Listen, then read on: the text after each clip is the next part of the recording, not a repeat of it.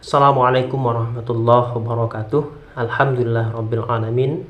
Allahumma sholli ala Muhammad wa ala ali Muhammad. Sahabat sekalian yang dirahmati Allah Subhanahu wa taala, dimanapun Anda berada, semoga tetap sehat dan senantiasa berada dalam lindungan Allah Subhanahu wa taala. Di dalam kehidupan kita ini, saya kira tidak ada satupun manusia yang luput dari ujian ataupun cobaan dari Allah Subhanahu wa taala. Nah, di dalam Al-Qur'an Allah Subhanahu wa taala memberikan kita tuntunan dalam menghadapi ujian kehidupan itu. Maka tuntunan Allah dalam Al-Qur'an ini harus kita ikuti, harus kita jadikan dia sebagai senjata bagi kita dalam menghadapi berbagai macam ujian yang kita hadapi di dalam kehidupan ini. Nah, misalnya Allah Subhanahu wa taala berfirman dalam Quran surah Al-Baqarah, A'udzubillahi minasyaitonirrajim, ya ayyuhalladzina amanu ista'inu bis-sabri was-shalah, innallaha ma'as-sabirin. Wahai orang-orang yang beriman, mintalah pertolongan kepada Allah dengan sabar dan sholat. Sesungguhnya Allah selalu membersamai orang-orang yang bersabar. Nah, sahabat sekalian, kalau kita lihat ya di dalam ayat ini, ketika kita menghadapi satu ujian atau cobaan dalam kehidupan kita, maka Allah meminta kita supaya memohon pertolongan kepadanya. Dengan cara apa? Yakni dengan sabar dan sholat. Nah, di dalam ayat ini didahului dengan sabar, ya, baru kemudian yang keduanya adalah sholat.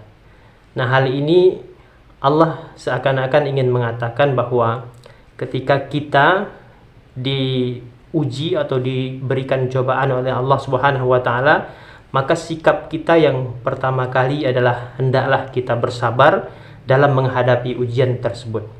Nah, sabar itu adalah menahan diri, ya. Menahan diri dari hal-hal yang bisa jadi kita lakukan di luar akal sehat kita, ya. Misalnya putus asa dan lain sebagainya, seolah-olah ujian yang datang itu tidak ada solusinya. Maka Allah menghendaki kita ketika dihadapkan dengan ujian adalah bersabar.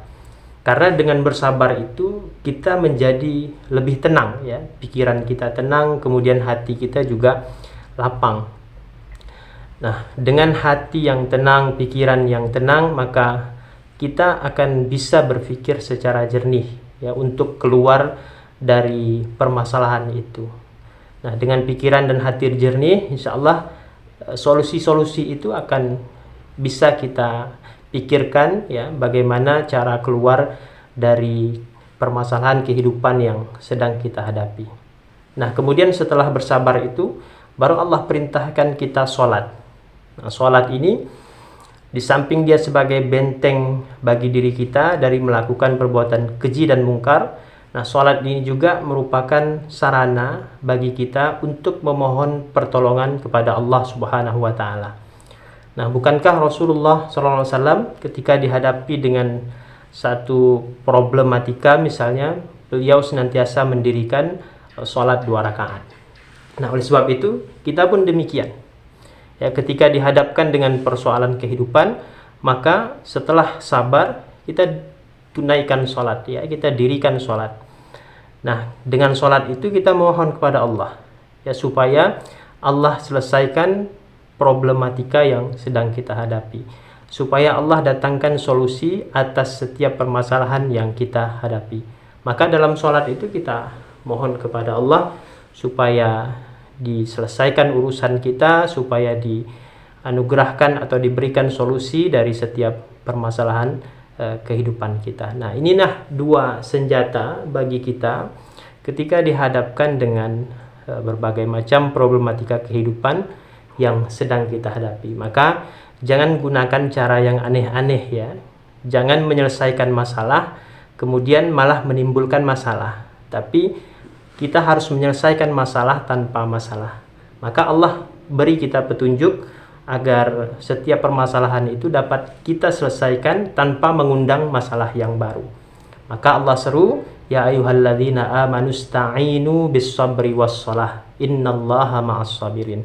Wahai orang-orang yang beriman, mintalah pertolongan kepada Allah dengan sabar dan salat, sesungguhnya Allah senantiasa bersama orang-orang yang sabar. Nah, sahabat sekalian yang dirahmati Allah Subhanahu wa taala, demikian yang dapat saya sampaikan. Mudah-mudahan kita semua ditunjukkan oleh Allah Subhanahu wa taala solusi atas setiap permasalahan di dalam kehidupan kita. Semoga bermanfaat. Saya akhiri billahi fisabilil haq fastabiqul khairat. Assalamualaikum warahmatullahi wabarakatuh.